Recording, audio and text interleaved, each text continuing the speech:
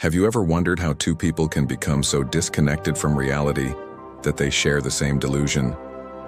This phenomenon, known as Folie Deux, is a rare and fascinating psychological condition where two minds become intertwined in a shared psychosis. Let's dive into the eerie world of shared delusions and uncover why two people might lose their grip on reality together. What is Folie à deux?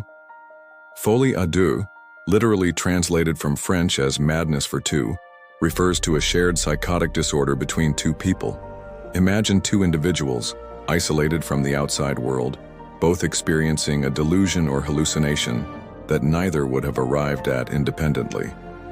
They start to reinforce each other's beliefs, making them stronger and more persistent.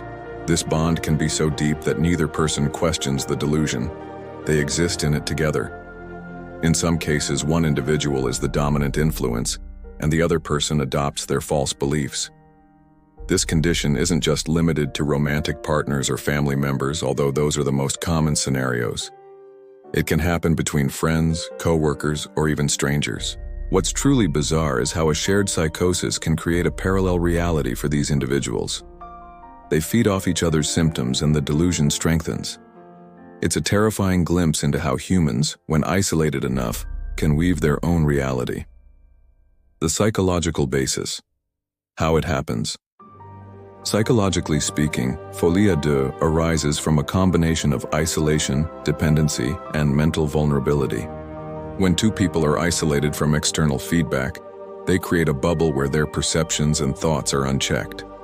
This isolation is often coupled with a high degree of emotional dependency on each other. These people may become so reliant on each other that their sense of reality starts to merge. The condition isn't entirely understood, but it's believed that shared psychosis occurs because both individuals have predisposing psychological factors, such as high suggestibility or a tendency toward paranoia, that make them vulnerable to developing delusions. One person may start with a delusion, and through constant reinforcement by the other person, the second individual adopts the same false belief, even if they didn't have any symptoms at first.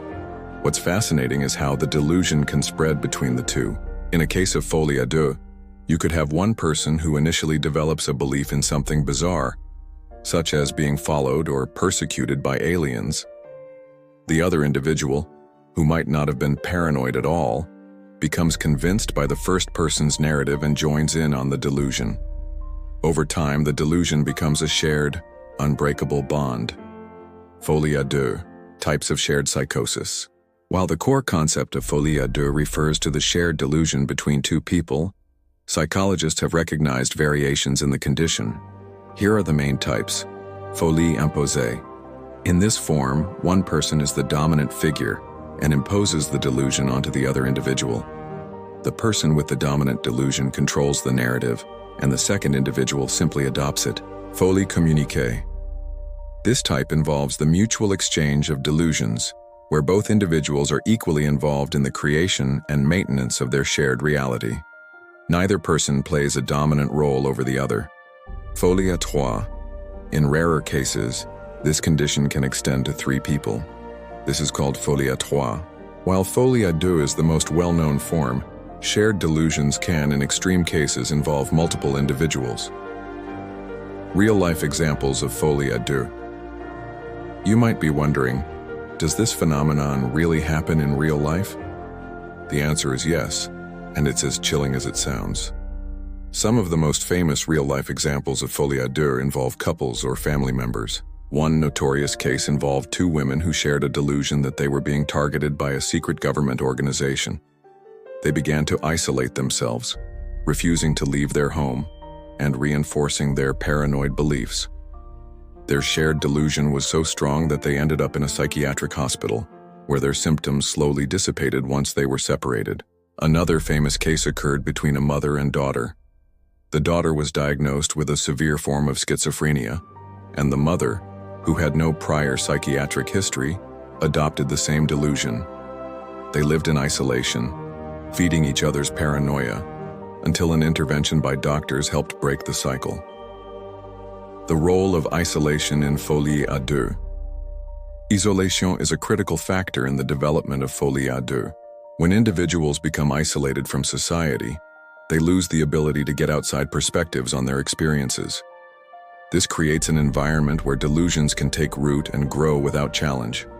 The power of social connection is underestimated in many ways, and this phenomenon highlights how deeply our sense of reality can be influenced by those we trust. In the case of two people with close bonds, isolation allows their delusions to become intertwined. The less they interact with the outside world, the more difficult it becomes to distinguish between reality and delusion. This can be especially dangerous for the individuals involved, because the longer they stay trapped in their shared delusion, the more difficult it is to break free. Breaking a shared delusion is no easy task. Treatment typically involves separating the individuals, as maintaining close proximity only reinforces the delusion.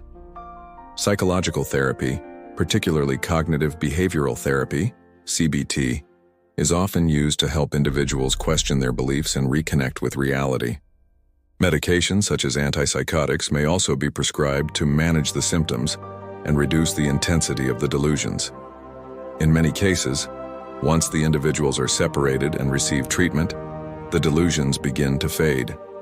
However, the longer the condition has been left untreated, the more challenging the recovery process can be. Folie Deux offers a fascinating and sometimes disturbing look into how the human mind can bend reality when influenced by strong interpersonal bonds and isolation.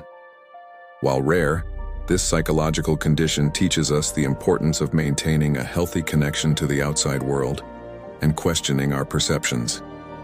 If you found this topic intriguing, make sure to hit like, subscribe, and comment below. Let's continue exploring the fascinating world of psychology and human behavior together.